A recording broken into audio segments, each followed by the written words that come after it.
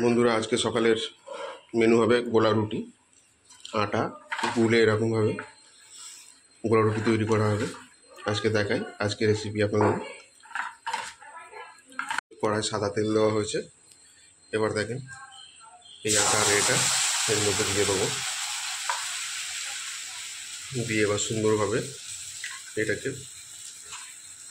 বড় করা হবে।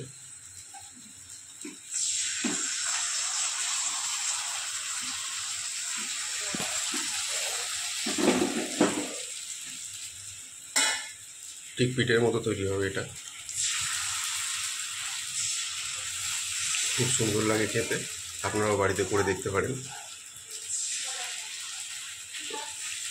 পাটিসাপটা পিঠের মতো, কিন্তু এটা মিষ্টি হয় না, হালকা একটু নুন দিয়ে তৈরি করতে হয়, কিন্তু স্বাদে দারুণ, খেতে দারুণ লাগে। আপনারাও বাড়িতে ট্রাই করতে পারেন।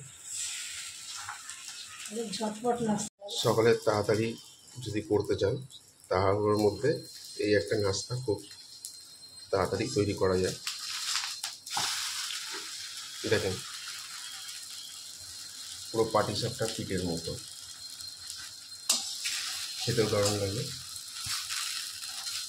কিন্তু এর মধ্যে কোনো চিনি থাকে না, হালকা জাস্ট নুন দিয়ে তৈরি করতে হয়। এটা যে কোনো সবজি বা যে কোনো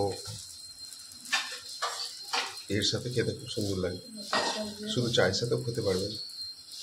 এই দেখেন আমাদের গোলা রুটি কমপ্লিট হয়ে গেছে, একটু খেয়ে দেখি কেমন লাগে।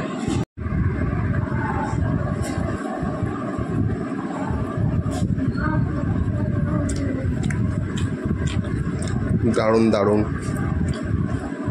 আপনারা বাড়িতে ট্রাই করে দেখবেন, খুব সুন্দর লাগে, খুব তাড়াতাড়ির মধ্যে খুব সহজেই এটা হয়ে যায়। ধন্যবাদ।